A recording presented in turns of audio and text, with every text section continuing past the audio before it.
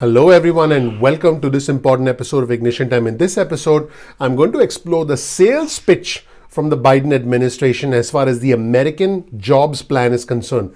It's very interesting that the American Rescue Plan had a similar sales pitch where President Biden, Vice President Kamala Harris were crisscrossing across the country on Air Force One, appearing on different networks, different TV stations, local as well as national. If you remember, the conservative senator from West Virginia, Joe Manchin, was actually caught off guard when the Vice President Kamala Harris appeared on regional television networks in West Virginia to sell the American Rescue Plan. Well, in an interesting turn of events, the White House, specifically the White House Chief of Staff, who's just one messenger for the White House, they're now pushing the American Jobs Plan to get support for the American Jobs Plan because as far as they're concerned, bipartisanship involves getting support from Republican and Democratic voters because they're now looking towards the midterm elections and possibly even President Biden's re-election efforts. Let's start with this tweet on your screen from the White House Chief of Staff, Ron Klain, who writes 73% of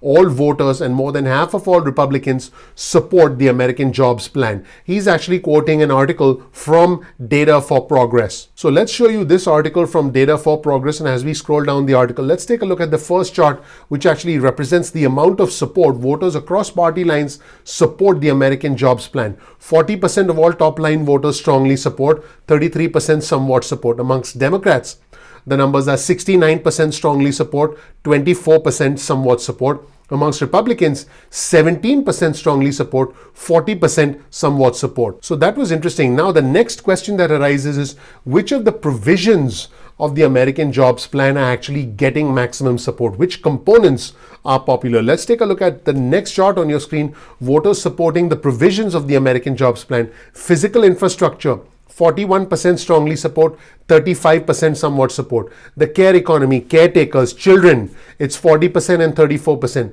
American manufacturing, 35% and 30%. Clean energy, 35% and 29%, which is traditionally a Democratic priority. There's a significant amount of support for clean energy.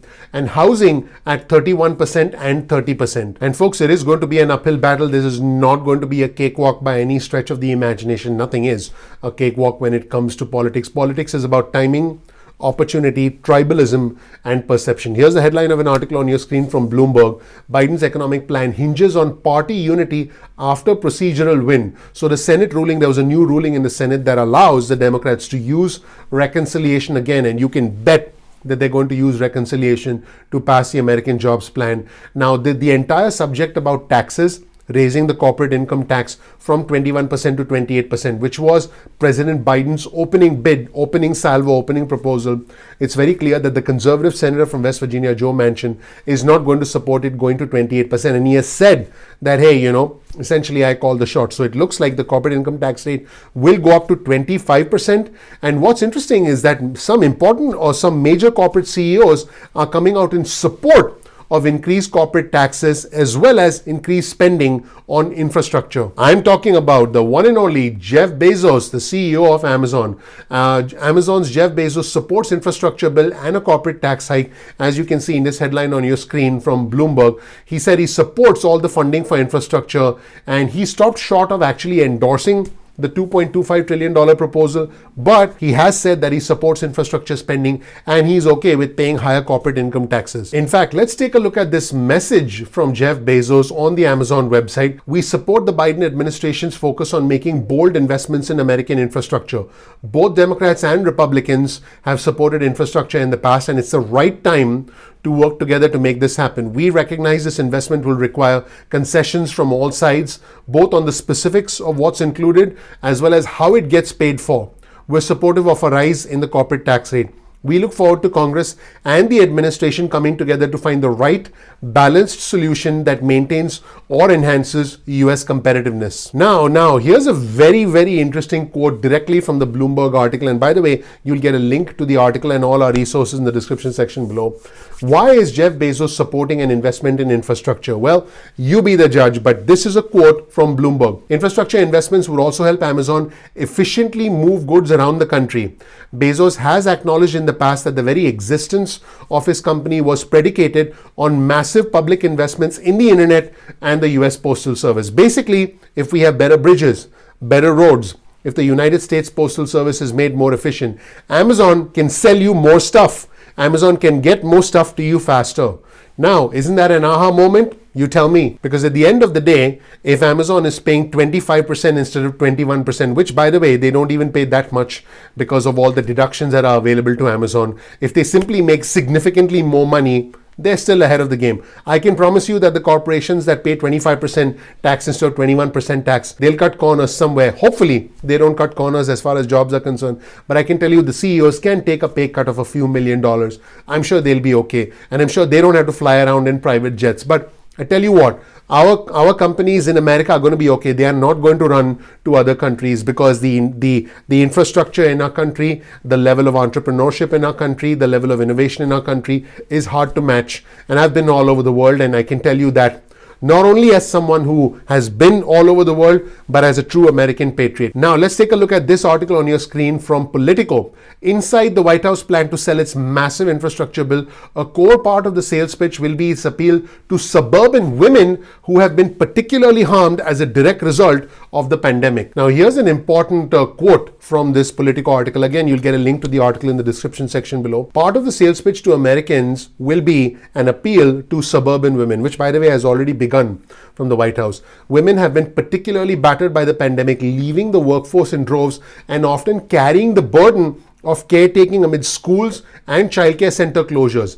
They also happen to represent a key voting demographic, one that helped sweep Democrats into power in the House in 2018, followed by the Senate and the White House in 2020. Some interesting comments from Kate Bedingfield, who's the White House Communications Director. There's no question that a lot of the pieces of this package resonate with suburban women who have been juggling the needs of families and their jobs during the last year.